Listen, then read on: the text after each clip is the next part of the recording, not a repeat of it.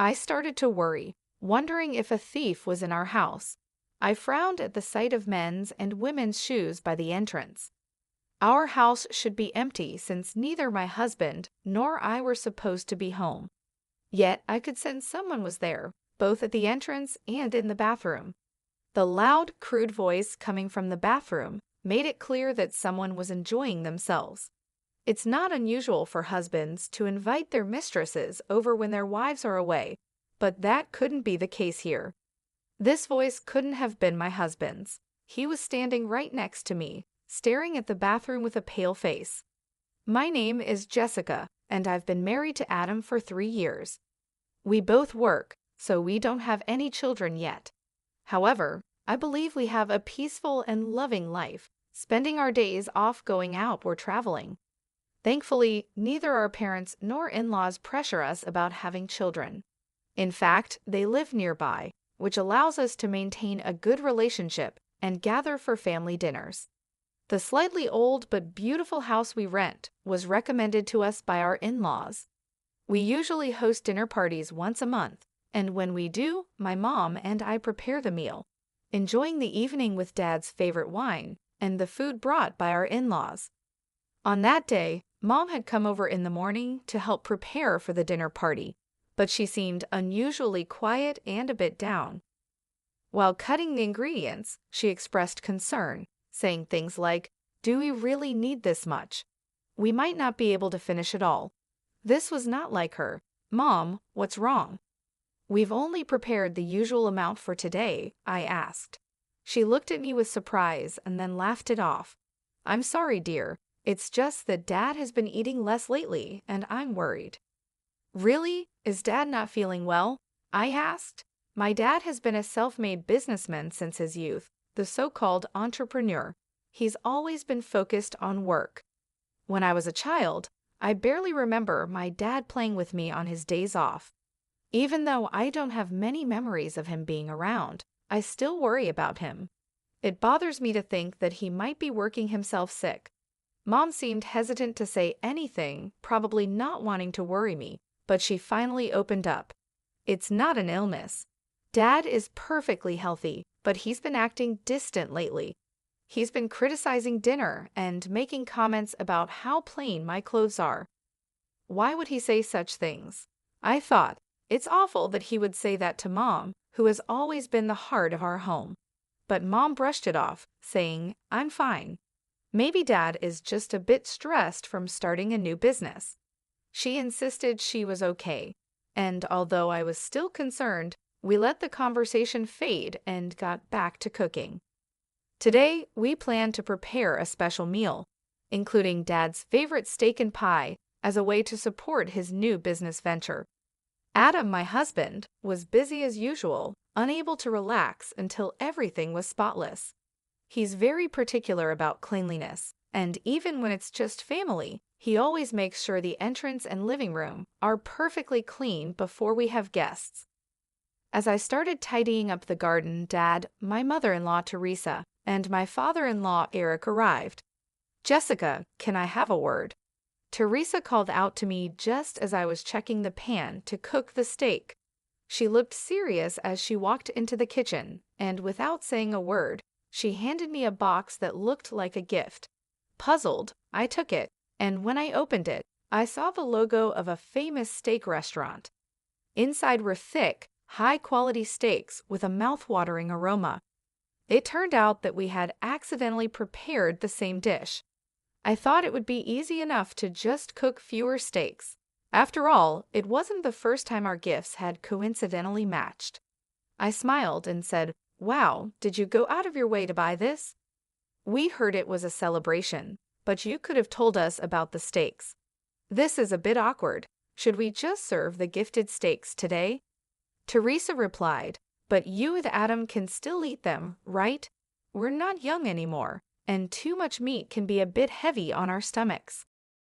I found myself speechless.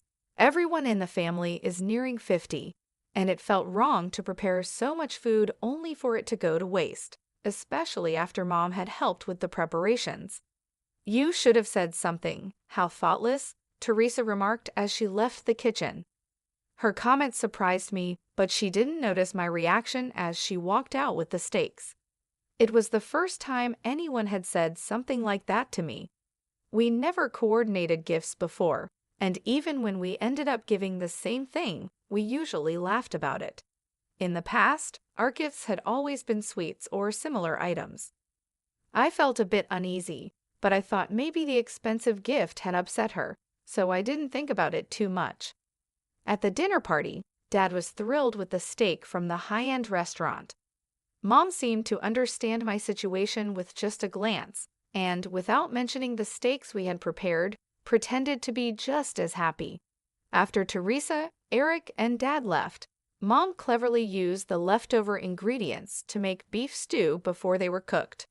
"We could have still had the steak," I said. "You both would have gotten tired of steak." "This way, you can take it home," Mom replied, packing her share in a food container. Although I felt a little bad, the beef stew Mom made was delicious and I quickly finished it off as the flavors blended together. Later, I heard that despite how tasty the stew was, Dad complained about it, calling it outdated. I was furious, but ended up just holding onto those feelings, unable to resolve them, especially when Mom just gave a small, sad smile. A few weeks after that dinner party, I got an unexpected message from Adam. He was supposed to be away on an overnight business trip, but it had been canceled due to changes on the client's side. He told me he would be coming home as usual. Since he was supposed to be away for 5 days, I had planned to spend some time at my parents' house, but with him coming home, my plans changed. I called my mom to let her know, and then met up with Adam to head home together. When we arrived home, I noticed something strange. "Did we forget to turn off the lights?" I asked, feeling sure that I had turned everything off before we left. The light was on near the entrance, and concerned about the waste of electricity, I apologized. But Adam reassured me, saying, "Don't worry about it," as he inserted the key into the front door. Then he suddenly fell silent. "What's wrong?" I asked. "The front door is unlocked," Adam replied, making me freeze. Thinking it might be a burglar, I quietly took out my phone and started recording. I nodded to signal Adam, and he slowly opened the front door. "Whose shoes are these?" he asked, pointing to a pair of men's leather shoes and women's pumps in the entryway. It was clear these shoes didn't belong to us. If these were Adam's shoes, and he wasn't here right now, I might have suspected he was cheating by bringing another woman home. But since he was right here next to me, it meant someone we didn't know was in our house. Sensing my worry, Adam grabbed his umbrella, ready to use it if needed, and moved forward. We noticed the living room light was on, and there was food scattered on the table, as if someone had bought it recently. This didn't seem like something a burglar would do, I thought. Then I heard a voice getting closer, and it became clear the sound was coming from the bathroom. Whoever was speaking was inside the bathroom. The voice was rough and unsettling, and I could see why Adam was so creeped out. It was disturbing to think that someone was using our home without us knowing. Curious and worried about who could be doing this, I slowly opened the bathroom door and immediately saw some clothes thrown around. "Ah!" I gasped, unable to hold back the sound. The clothes were unmistakably my dad's.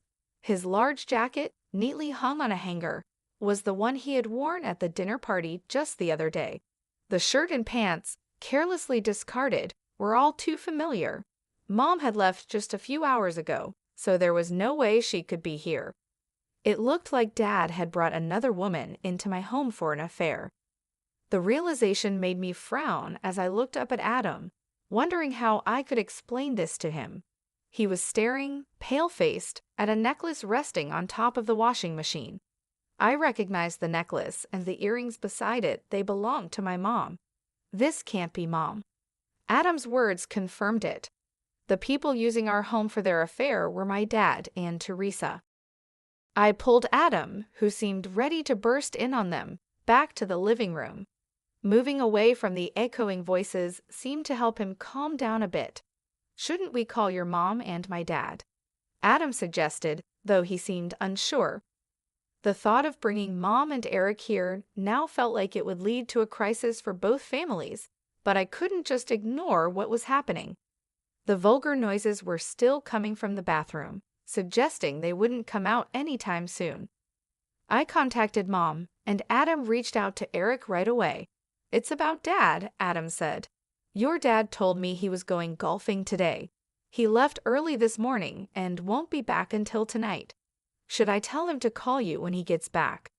"It seems that Dad is at home with Teresa," I said, unable to mention what was actually happening in the bathroom.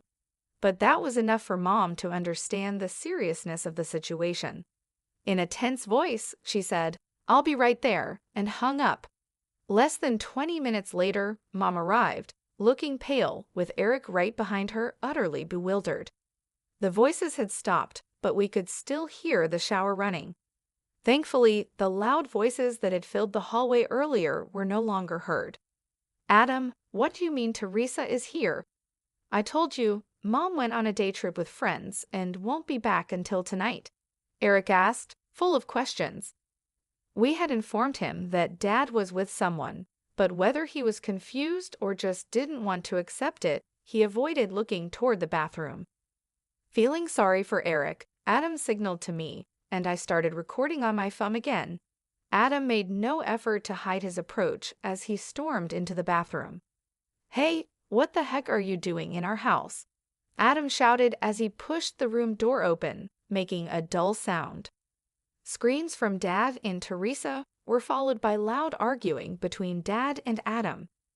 Adam, now standing in the doorway, grumbled in disgust.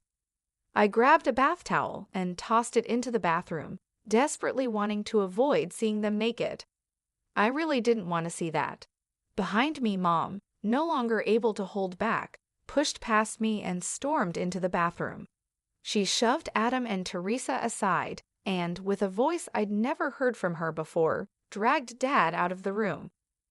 Eric, finally mustering his courage, followed Mom into the bathroom and pulled Teresa out. Both of them hurriedly dressed in their scattered clothes, and within minutes, they were sitting in the hallway with their hair still damp. All of us, including me, were panting heavily, our shoulders rising and falling with each breath. Mom broke the silence with a thin voice. "Why?" Her question was the start of Dad and Teresa's explanations. It all began with Teresa developing a crush on Dad. And since Dad is a company president, he has connections with some flashy industries. He pays much more attention to his appearance than most men his age, and even I have to admit he looks stylish and sophisticated. Teresa reportedly fell for Dad the moment they met, captivated by his demeanor. Their relationship started to grow during the family gatherings we organized for Adam's and my wedding. Teresa, trying to show herself as a good person, eagerly took charge of planning the dinner parties, gradually getting closer to Dad. At one of these dinner parties, she finally worked up the courage to confess her feelings. Adam, looking sick to his stomach, glared at Teresa, but Dad was also part of the problem. He was drawn to Teresa, who dressed in bold makeup and flashy clothes, exuding a feminine allure, in contrast to Mom, who quietly took care of the home. But both Dad and Teresa had their own families. Mom often worked at the same company as Dad, and on Dad's days off, Eric usually had a similar schedule, so they needed a place to meet in secret. Surprisingly, they chose our home. Adam and I have a hobby of taking short trips and staying at nearby hotels during long weekends, which inadvertently gave them the opportunity. Teresa would say, "It's not safe to leave the house empty for too long, so I'll check on it," as a way to confirm our absence. Then she would contact Dad. Since we were neighbors and often shared our plans without suspicion, our house became their secret meeting place. We never gave them a spare key, thinking it was impossible for them to enter, but it seems they secretly took a key during one of the dinner parties and made a copy. They were careful to leave no trace of their presence in our house. They brought their own food, took all the trash with them, collected any hair from the drain after using the bathroom, and wiped down any moisture before leaving. This time, Dad contacted Teresa after hearing that I was going back to my parents' house because of Adam's business trip. I had only informed Mom about the change in plans, leading to this unexpected encounter. If we hadn't discovered it now, who knows how long we would have been deceived. Naturally, both Dad and Teresa were served with divorce papers by their spouses. They faced claims for compensation during the divorce proceedings and were disowned by Adam and me. Although Dad and Teresa initially admitted to what they had done, they later claimed we were lying and had no evidence. However, I had recorded everything on my phone, and when I presented that as evidence, the divorce proceedings went smoothly. With the settlement money, we moved into a new apartment. Adam, who already had a bit of a germophobia, developed a complete aversion to the room after that day and now refuses to even go near it. I also found it too painful to keep living in a house that had been used for their affair, so I fully agreed to move. Now Mom, who has lost all love for Dad, lives with us after the divorce was finalized. Teresa, on the other hand, seemed quite pleased with herself. She became openly defiant, maybe influenced by Dad, and accepted the divorce settlement and compensation without much resistance. She moved in with Dad right after the divorce, and they got married, finally getting what they wanted being together. It seemed like everything was going perfectly for them, with Teresa becoming the wife of a company president and looking forward to a great life ahead. However, their plans quickly went wrong. Dad's new business venture failed, and the company's performance rapidly declined, like a balloon losing air. When Mom heard about this, she simply nodded, as if to say it was expected. "Who do you think was holding everything together all this time?" she said. It was Mom who had been quietly managing the complaints about Dad's harsh business tactics, both inside and outside the company, and supporting the business behind the scenes. She handled a major part of the company's finances and dealt with clients. Naturally, she resigned from the company when the divorce happened, and Dad, eager to get rid of her, didn't ensure a proper handover.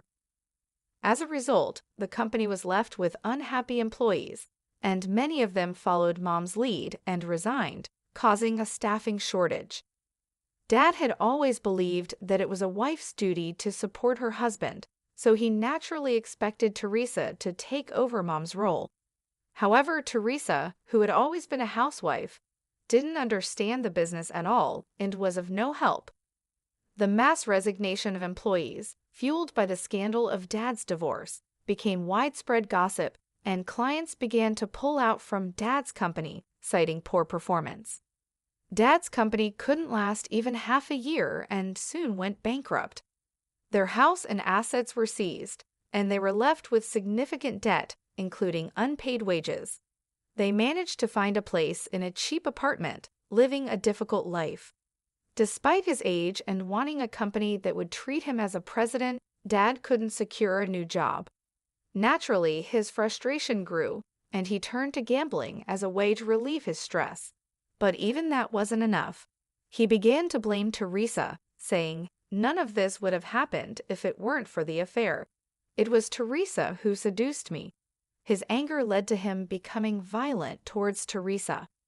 Teresa, struggling to make ends meet with part-time jobs and desperately trying to support Dad, grew disillusioned with him as their situation worsened. He sank deeper into his gambling addiction, wasting even the money they needed for living expenses. Unable to bear Dad's constant verbal abuse, Teresa eventually fled the apartment. She ended up at Eric's house, where Adam had grown up. Adam and I happened to be visiting Eric, who had become somewhat reclusive due to the emotional strain of the divorce, so we often checked in on him. When we found the front door open, we walked in to see who was there and were met by Teresa. At first, we didn't recognize her. She looked so different that we thought an old woman we didn't know was speaking to us. The once well-groomed Teresa was unrecognizable, now looking worn out. Teresa tried to apologize and seek forgiveness for what she had done in the past, but all I could do was give her a bitter look, thinking it was too convenient for her to ask for forgiveness now.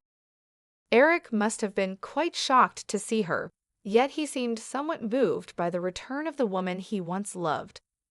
While he was trying to figure out how to ask her to leave, Adam, standing next to him, suddenly clutched his mouth and crouched down. Remembering Teresa's affair in our room, he couldn't hold it in and vomited right there. In a panic, Eric and I rushed to get a trash can and water, and we heard Adam's cries of rejection toward Teresa from behind his back. Feeling sorry for Adam and unsure how to handle the situation, it was Eric who took action. He looked Teresa straight in the eyes and firmly told her there was no chance of reconciliation. "Leave," he said, sending Teresa away with strong words. Teresa seemed deeply affected by her own son's rejection, especially seeing how sick it made him. Without saying another word, she stumbled out the front door and left. Since that incident, Teresa has kept her distance from Eric, and there has been no contact from either Dad or Teresa. It seems our ties with them have been completely severed. Adam was under the weather for a few days, but he has since recovered, and together, we are focused on building a warm and loving home. Mom has shown incredible strength. She quickly found work, made new friends, and is moving on from Dad to enjoy her life. She's planning to rent an apartment for herself once she has saved enough, and I hope she chooses one close to our home. As for Eric, he seems to have brightened up a bit after adopting a stray cat that wandered into his yard. Taking in that one cat has led to more cats gathering at his place, and now it's known in the neighborhood as a popular hangout for cats. The ordeal caused by Dad and Teresa involved the whole family in a tough situation, but those of us who remain have strengthened our bonds and are doing our